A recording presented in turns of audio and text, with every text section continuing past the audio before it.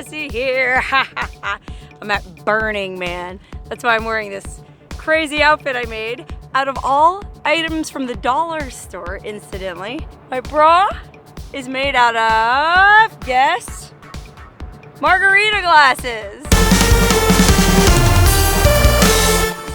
My headdress is made out of knives and spoons on a visor.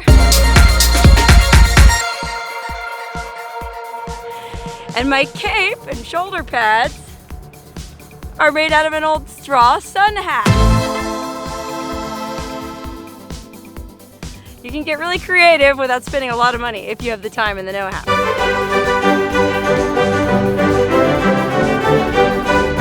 So I made this outfit, it took me about 3 days, and I figured even though today is Monday after Burning Man and everyone is packing up to leave, I might as well wear my fabulous outfit one more time just for fun.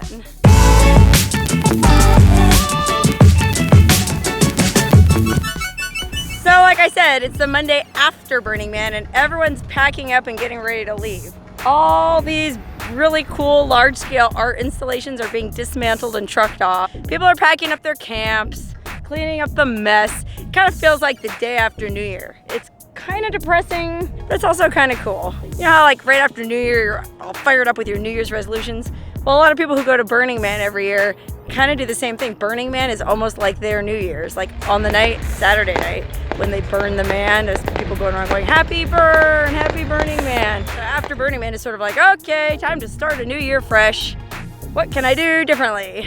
But most people just end up doing the same old thing year after year. This piece here was a giant pick, like for an afro, with a peace sign on it and a black power fist. I think it was a black power empowerment piece. You could climb up in it and pop your head out the top by the fist there and have a look around the playa. It's kind of interesting. Here's another piece they haven't torn down yet. This one was 2 faces made out of little scraps of wood. You can see they even put eyelashes on it.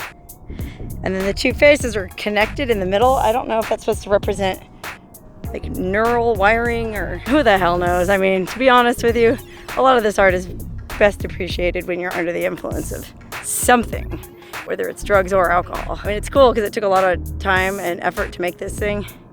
So I appreciate them bringing it out here. It was fun to look at last night. And this one right here was actually one of my favorite art pieces, this giant rainbow. You could actually climb up or walk up the sides of it and stand on top. And it was kind of rickety and sketchy, to be honest. I mean, I couldn't believe that they let people climb up on that thing at Burning Man when everyone is on something or the other, and most of them wearing impractical shoes to boot. It's amazing to me that more people don't get injured or die or get sick at this event every year. But that's kind of what makes it so cool. It's like the last frontier. Enter at your own risk. Kind of sucks because there's a whiteout dust storm blowing through and everyone's trying to pack up and it makes things really difficult, but it's kind of cool for my purposes because I can show you guys what it looks like when there's a whiteout dust storm at Burning Man. Check this out. Because Burning Man is held on this big dry lake bed, the top surface of the lake bed gets kind of chewed up over the course of the week by people dancing and walking and riding their bikes and driving their art cars. So the dust gets picked up in these giant windstorms and creates these white out conditions. You can barely see it. It's nuts. This one's actually not that bad because you can kind of make out, well, I mean, you can see there's some trucks right there, but sometimes these whiteouts get so thick you can't see more than 10 feet in front of you. Anyway, I had a pretty good time at Burning Man this year. It was my 10th in a row, okay? I started going in 2009 and I haven't missed a year since. And to be honest, some years I don't even really feel like going. So it's more about I don't want to not go, if that makes sense, because I have really bad FOMO, fear of missing out. And if I didn't go up here, I would sit home stewing and thinking about how much fun all my friends were having here, and it would drive me nuts. So even if I don't really want to come, I'd rather be here than not be here, if that makes sense.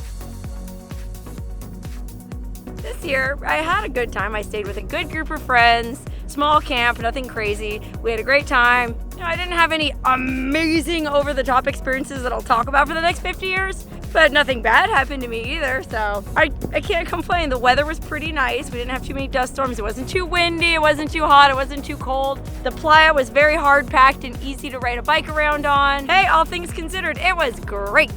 But next year will probably be better. Anyway, I'm not going straight back home after this. I'm actually gonna go decompress at a hot spring in the forest for a couple of days so I can soak up water and trees and grass and greenery and all the things that are lacking here. It's so harsh and dry here, and I'll be going back home to Vegas, which is also very hot this time of year and very dry. So I need that little nature fix in between. I'm sad to leave, but the hot spring kind of makes it not as bad. Anyway, I'll see you back here on the playa next year.